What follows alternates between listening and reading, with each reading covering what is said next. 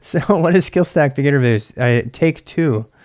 Beginner Boost is on May 4th. You may have heard about it before. If not, I talk about it a lot. But what is it? So Beginner Boost is an opportunity for people to get started, to get boosted on their way toward learning other things. One of the things that Beginner Boost is it's not a course, it's not a class, it's not a boot camp, and it's not training in any of those ways. It's not any of the traditional senses. Beginner Boost is about what and why. It's not about how. That's up to you. And I want to say that right up front before we get into the schedule, because people look at this and they go, how can you possibly cover all that in that amount of time? Like, we don't cover that stuff. What we cover is what you should know and maybe some ways you could go learn it on your own. But we're putting the entire responsibility for learning this on you. It's on you to do the learning. And this is totally different than most of the stuff that you're going to find out there. So the first thing I want you to understand about Beginner Boost is it is not a course. It's not training. You're not going to come out of there with some piece of paper that's going to make you think that you know stuff when you actually don't, called Dunning-Kruger effect syndrome.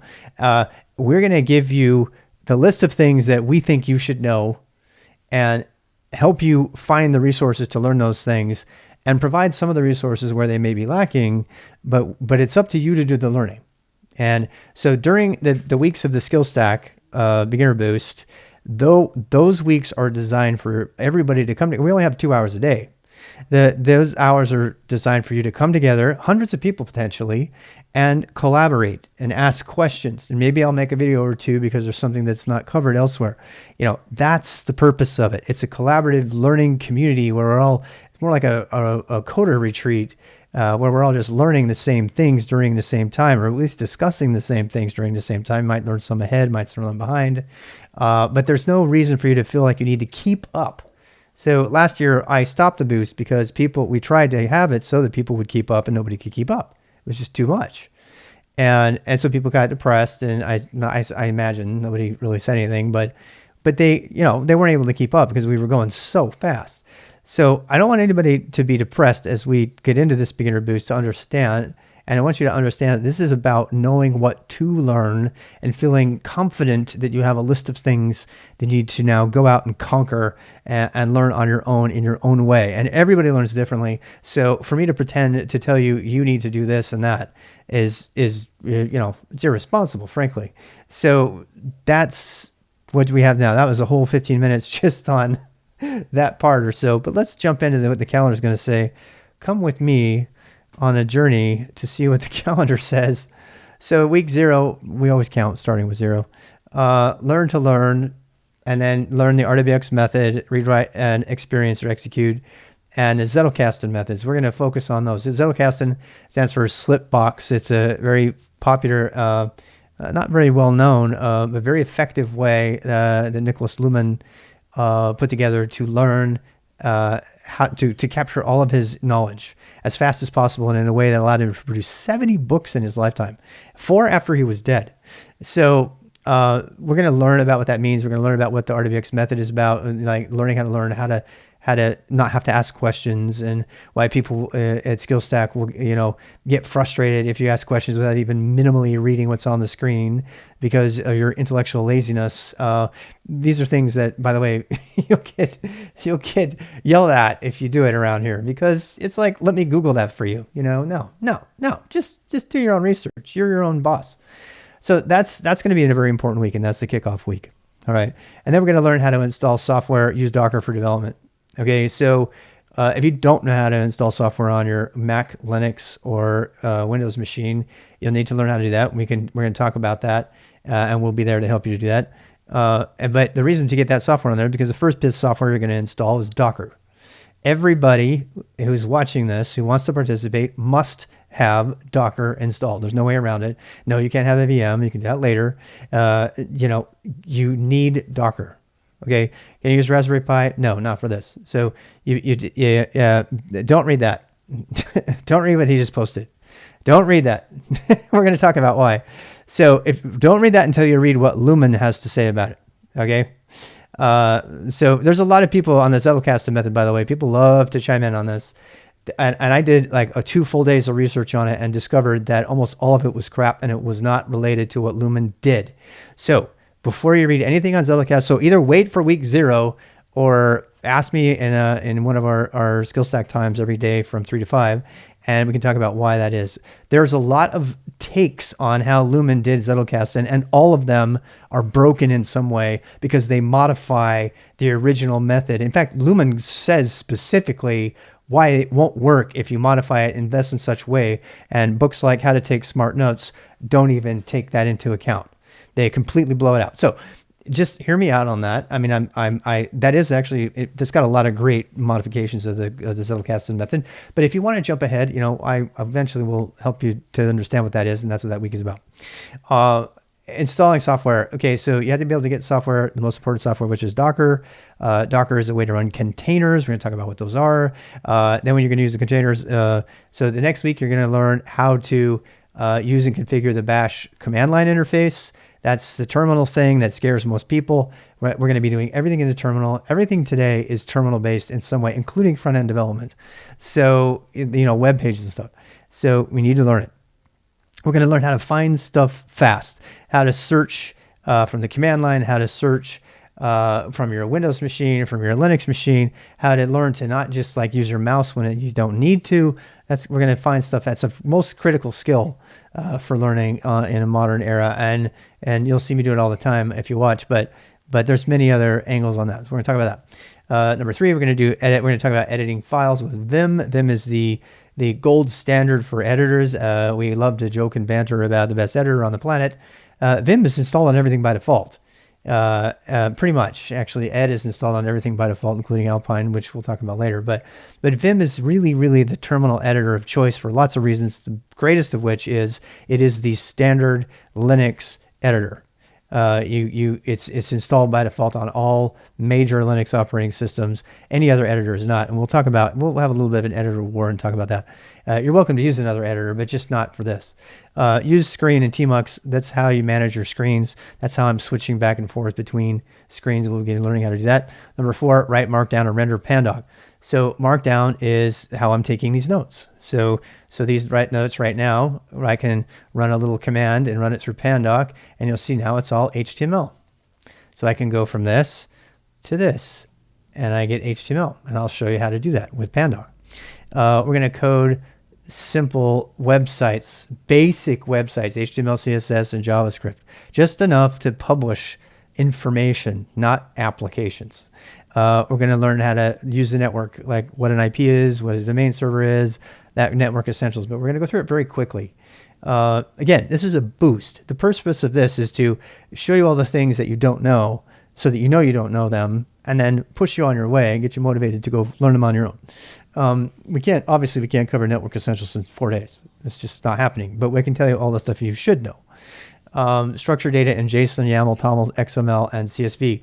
Structured data is data that's organized in a way that can be read easily by a human or a computer. And we'll go through those different languages. These are really important. They're also more important to learn than even programming, because programming depends on them. So that's what's going to help. Thank you for the sub there. Manage sources with GitHub, and the GH command line tool. So we will learn how to take care of all that code and Markdown and everything you're writing. It's like, what happens if my computer dies? Where does it go? What happens if I want to have a different version and I want to have one be the one my friends use and the one that I am always working on? We'll talk about source code and what it is and how to manage it and why GitHub is important. That's on 7. Code scripts and week 8, people always wince at this one, but we're going to learn how to code in the 3 Ps. We're going to learn how to code in POSIX, Shell, Perl, and Python all in 1 week. At least we're going to talk about them, and we'll do some basic coding in all 3 so that you can decide if and when you need to learn more of those things and why you would code something in Shell versus Python. I just had a conversation about that today at work. Somebody started out a little script as a Shell script, and it grew, and now it's like over 800 lines long. It's a fantastic script, but the first thing he said is this should probably be done in Python now. So the whole thing needs to be rewritten in Python because it sustains greater depth. So we're going to, that's one, tidbit of what we're going to talk about the week of when we talk about scripting languages. And you'll notice there's no JavaScript there. JavaScript we talk about in the web. JavaScript doesn't belong on the command line, and we'll argue about why that's true, why that's so. You can disagree with me, and Node has proven it over and over again, and even Dino even more. But we will not be talking about Node in that week. It might come up in the end if it comes up, but for the most part, we don't need to know about that. 9 basic tools for development of services and basic tools in Go and C. Yes, we're going to code Go and C in the same week, and you're going to see why those languages are related and how they came to be and why they matter. These are actual development languages. They're not scripting languages. They're made for very large applications or very robust applications in the cloud native space in particular, but not just there. So all of Linux, all of the computer you're using right now is written in C probably. So we'll talk about that. Week 10, we're going to understand hardware, CPU, memory, storage, what those are. And you need to understand what these are because you can never understand cloud native and things like Kubernetes, which come on later on. If you've heard about DevOps and cloud native and Kubernetes, all these buzzwords, you may or may not have heard about that. It's the hottest thing in the industry right now. If you've heard about any of that stuff, you can't even talk about it unless you understand what these resource things mean, CPU, memory, and storage, and they're hardware, but they've virtualized those things and made them, just like they're just code now, virtual. And so you have to understand what they are before you can really get your head around why you would want to manage them dynamically and have them and do all of those things. So that's week 10. Week 11 is this finally. So last year we talked about putting Linux on your system in week 1, and it ended up taking a month, because everybody had different questions about how to install Linux, what distro they should use. They were arguing over who is the best YouTuber about distros. They were like, it doesn't matter. In a containerized world, you don't care. You don't care what the distro is. You don't care. We're going to be using Ubuntu for this boost, but you can equally put Arch in like literally 60 seconds on your computer in a container and play around with Arch if you want to. Okay, and then you can sample all those things and decide which one you want, and ultimately you can decide what you want to put on your desktop for you based on your needs. And we'll talk about that in week 11, because there's going to be some really hot debate about what the best one is, and we'll make jokes about, I use Arch, by the way, and we'll talk about things like Vulkan, and do my games work on Linux, and do they work on this other? Those are all the good questions that come up during week 11, but they're largely, yes, they're important for the boost, but they're less important. That's why they're kind of at the end. And the final thing that I want to leave you with on the boost is getting good to gig. And this is a term I've been using for 2 years now. It means getting ready to perform. It means being able to produce content for that proves that you can be employed, and then creating trust with the potential employer, and doing those steps. What's in your profile? What's in your GitHub? How should you write your resume? Who should you send your resume out to? What should you learn? What school you should go to? Should you get a certificate? Should you not get a certificate? All of these questions we're going to cover in week 12. And hopefully you feel confident by then to know that you're on your way to getting even a small job doing tech stuff. And then we'll help you plan the next steps and to keep current, and talk about what it means to keeping current. I call that being a Prescient technology professional, a PTP, which means that you're constantly kind of aware of what's coming next, because you have so many feelers out there with people who are, legitimately experts in their field or subject matter experts.